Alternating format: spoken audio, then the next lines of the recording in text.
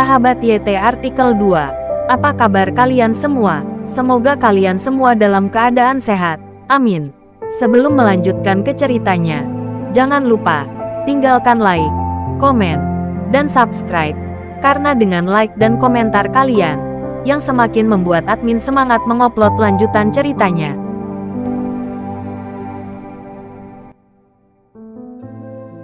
Episode 197. Kisah Aditya, anak bis besar yang berpura-pura miskin. Orang ini sedang duduk di dalam mobil saat ini, menatap pintu perusahaan IMIP dari kejauhan. Baru saja Aditya mengirim Farah ke pintu perusahaan, dan kemudian pergi. Adegan ini semua jatuh ke mata orang ini. Orang ini adalah Dimas. Dia menyipitkan matanya dan mencibir sambil merokok. Sial, Aditya, kamu berani memukul saya. Kamu benar-benar tidak tahu berapa banyak mata-mata yang dimiliki Mary. Dimas mengutuk Aditya diam-diam di dalam hatinya. Dia sudah punya rencana untuk berurusan dengan Aditya.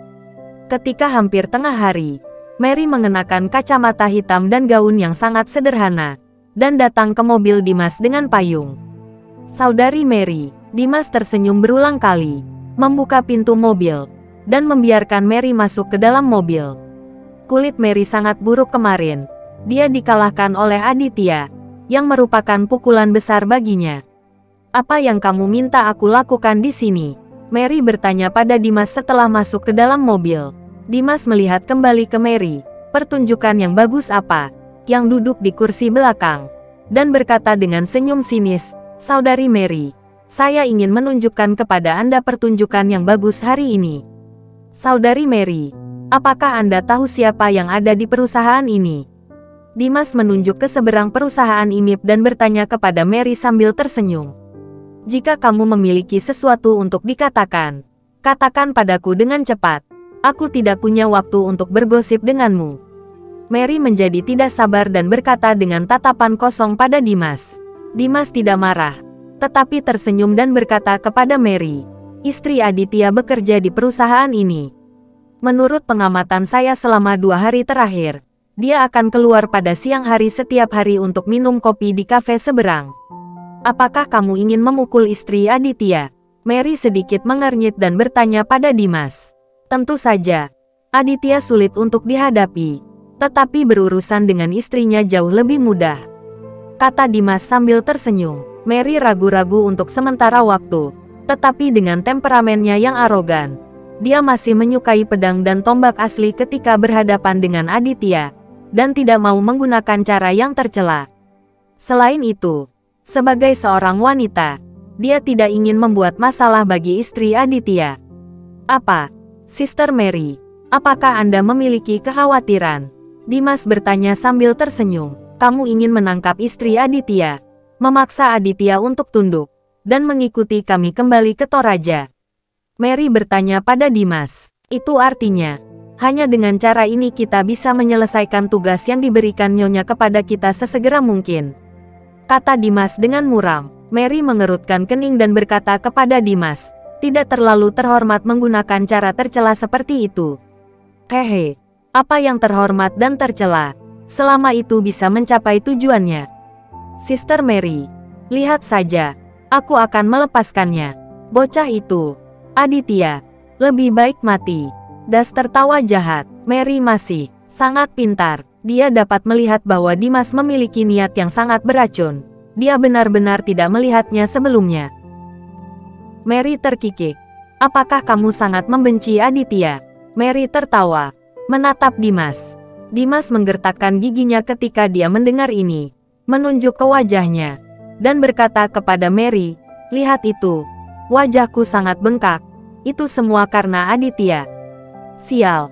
Aku, Dimas, sangat tinggi. Saya sudah tua. Saya belum pernah dipukuli seburuk ini sebelumnya. Juga, istri dan putra saya dipukuli oleh Aditya, dan saya harus membalasnya. Melihat kata-kata Dimas dengan penampilannya yang gila, hati Mary terasa juga kaget. Ketika dia menjadikan Dimas sebagai budak, Mary benar-benar tidak menyadari bahwa Dimas begitu kejam. Jadi Mary tidak mengatakan apa-apa setelah dia mengambil keputusan. Dimas berhenti berbicara, dan duduk di mobil dan menatap pintu perusahaan IMIP. hanya menunggu Farah keluar. Seperti yang diharapkan oleh Dimas, pada siang hari, Farah keluar dari perusahaan dan berjalan ke sebuah kafe di seberang jalan. Ini, Dimas melihat Farah berjalan menuju mobilnya. Matanya berkilat tajam. Mary duduk di mobil dan tidak berbicara. Dia sebenarnya tidak setuju dengan rencana Dimas, dan dia sangat meremehkan menggunakan metode ini. Tetapi karena Dimas memilih untuk melakukan ini, Mary juga diam-diam setuju. Karena dia juga ingin mendapatkan Aditya dengan cepat, dan membawa Aditya kembali ke Toraja. Melihat Farah semakin dekat dan dekat, mata Dimas berkilat tajam. Orang ini menyalakan mobil, lalu menginjak pedal gas dan bergegas keluar. Farah hanya ingin pergi minum kopi. Bagaimana dia bisa membayangkan bahwa bencana akan datang? Sebelum dia bisa bereaksi, mobil Audi yang dikendarai oleh Dimas sudah melaju di depannya. "Ah!" Farah berseru. Tetapi dalam sekejap mata, mobil Dimas ada di depannya, dan dia tidak punya waktu untuk bereaksi. Ledakan. Dengan suara teredam, Farah menjerit kesakitan dan ditabrak mobil beberapa meter jauhnya. "Apa yang kamu lakukan?" Mary memarahi Dimas dengan keras. Dia terpana dengan pemandangan di depannya. Mary pikir Dimas hanya ingin pergi ke sisi Farah dan memasukkan Farah ke dalam mobil. Tetapi bagaimana dia bisa berpikir bahwa Dimas akan menabraknya? Ini hanya menabrak, tidak akan mati. Farah terlempar beberapa meter jauhnya. Sulit untuk mengatakan apakah dia akan selamat atau tidak. "Hehe, bagaimana denganmu saudari Mary?" Merasa kehabisan napas, Dimas tersenyum dingin. Sangat bangga.